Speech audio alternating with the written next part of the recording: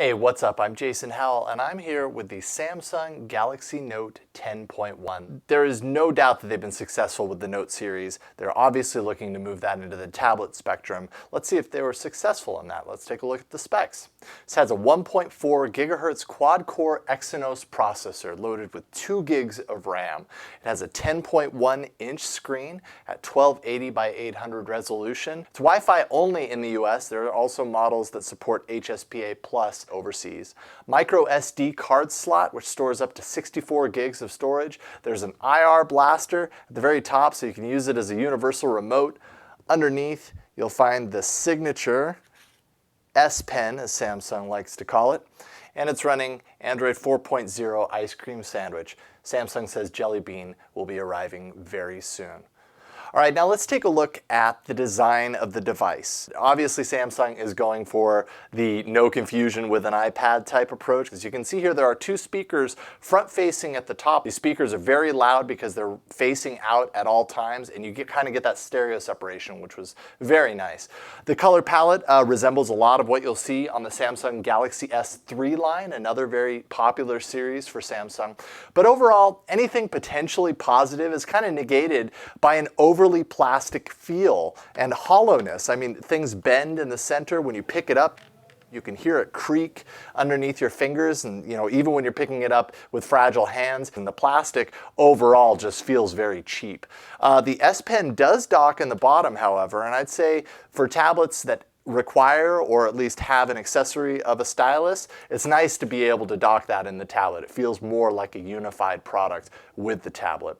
Now taking a look at the display, the resolution 1280 by 800. Most tablets that are coming out right now in the same price range as this tablet are sporting much higher resolutions. Supposedly the lower res is a byproduct of limitations of the Wacom digitizer that's used to support the included S Pen. But overall, that higher definition standard is being set, and on this one it really stands out. The display just does not look good. Now the cameras, the 1.9 megapixel front-facing camera as well as the 5 megapixel rear-facing camera just produce photos that look hazy, cloudy, little to no sharpness, and that's even in great light. And actually the video didn't look much better. So overall, I'd say the camera hardware on this tablet is pretty bad. Okay, so as taking a look at the performance of the tablet, I was actually pretty impressed with that for the most part. When it comes to things like browsing the web, everything moved very smoothly, loading up a page that had a lot on it. There wasn't a whole lot of skipping and catching up with my movements. It was actually very pleasant to browse on this tablet. Gaming, I went to my go-to game, which is Dead Trigger, of course, and that performed beautifully on here and played without a hiccup. Where it kind of broke down a little bit is actually Samsung's TouchWiz interface, their overlay that they put on most of their devices. It's on here in full force as you're skipping around and kind of clutters up the experience. I did notice that once you kind of remove some of their cluttered widgets and everything on these main screens, it tends to speed things up a little bit, but that doesn't help you kind of in the deep-seated roots of what TouchWiz is doing throughout this tablet. So keep that in mind. As far as battery performance is concerned, 7,000 milliamp hour battery under here, and the battery is actually very bulky and totally does a great job powering this thing. I hardly had to really think about it. I would plug it in, but there would be times where I would forget to plug it in and it would retain in its standby mode very, very well. All right, now as far as the software is concerned, Samsung's TouchWiz, as I said, in full effect here. Things look very different than they do on a vanilla ice cream sandwich approach. And some of those changes, TouchWiz definitely has its fans, and for new users of Android in particular, might find a lot of benefit out of some of the things that TouchWiz does. But overall, I just found it to kind of slow things down. But there are some kind of cool things to take a look at. Okay, first of all, down here at the bottom is a little arrow, which gives you some mini apps that may or may not be useful to you. I don't believe that there's any way to really program anything down here. They're kind of preset to what Samsung gives you, and a lot of them have to do with S Pen apps like S Planner or S Note. Also, if you noticed, when I took the S Pen out, there's a little pop-up on the side that happens right there. It detects that it's left and it gives you these options for your S Pen. The problem is these are also not adjustable, so you're locked in with these what is it, 6 options that you have here, including a game called Crayon Physics, which you'll probably play once and then never play again. You can never remove that from the dock there. As you can see here, S Note, which allows you to do, all the fun pen writing style things and take quick notes. It also floats over the top, which is something that the Samsung TouchWiz UI allows you to do, simulating kind of a multitasking experience. Okay, now speaking of multitasking, let's take a look at how TouchWiz manages that. I'll go into the browser and up here hit this multi-screen button and pull up S Note. It's going to give me my 2 panes on the right side, the S Note where I can jot down my notes. On the left side it'll give me my browser and I can go in here and do my browsing and everything. But what you start to notice as you use it more and more is that it's not true multitasking. I can be in this window, but if I come over here and start writing, it doesn't catch up with me until later, so it's kind of shifting focus, and that little lag makes things a little bit less usable and less fluid. So it's kind of a little bit of a bummer. It's kind of fake multitasking, but overall, kind of the intended effect is there.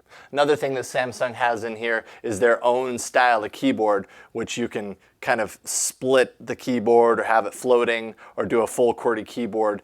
And you can pinch your fingers to switch between them, which is very easy to do when you're typing. Not to mention the predictive text on this keyboard is horrible and super aggressive. So if you're using this keyboard, it's telling you that you're typing something that you're not, and you look back at what you typed and it's complete gobbledygook. So I had to put on my own keyboard. I ended up putting SwiftKey 3 on here. I just couldn't take it anymore. It was really irritating.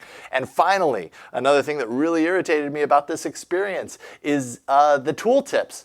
I feel like a tooltip was popping up for me every 3 seconds based on everything that I was doing with the tablet. And a week later, those tooltips were still appearing. Even if I checkmarked them that I didn't want to see them again, they'd come back. So I don't know if I was doing something wrong repeatedly every single time, or if it's just super aggressive, but it was really annoying.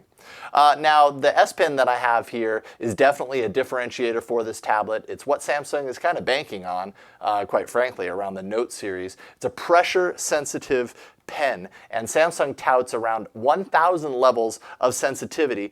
I don't know if I necessarily would say that you notice 1,000 levels of sensitivity. If I go as light as I can, that isn't an incredibly thin line compared to as hard as I can, being a little bit thicker. It's definitely there, but sometimes you want even finer of a line or even thicker of a line, and you're just kind of not getting it. So it's hard to understand where the 1,000 levels are. The shape of the pen actually prevents it from rolling away, but overall the pen is just very cheap feeling. It has this multi-purpose button on the side, but it's really limited to a couple of uses, and you can't program the button. But there are no batteries, so that's a plus. And finally, as we noted earlier, it does dock into the bottom of the tablet, which is a really good design choice. All right, so let's take a look at the pros of the Galaxy Note 10.1 tablet. The S Pen is definitely a differentiator, and it's very unique. The performance of the tablet as a whole was pretty impressive for most tasks, and the battery is ample. Now the cons. The design, though well thought out in some areas like the speaker placement, completely ignores pitfalls in others. The display resolution just doesn't compare at all with similar sized and priced tablets. The camera produces fuzzy, grainy, hazy pictures and videos. And finally, TouchWiz is impossible to ignore, and you can't help but feeling that it's kind of slowing the whole process down. Overall, whether you should buy this tablet really depends on how badly you need this stylus. Sorry, Samsung, I know you're calling it an S Pen, but it's a stylus. If that's something that you absolutely need in your tablet, this might be one of the only players in town, so you might have to go with it. Otherwise, I would absolutely recommend that you not buy the Galaxy Note 10.1. There are other tablets that are similarly priced that give you a lot more bang for your buck and just are a lot more fun to use than the Samsung Galaxy Note 10.1 tablet. You can catch my reviews on All About Android at twit.tv/AAA. And thank you so much for checking out my review of the Samsung Galaxy Note 10.1.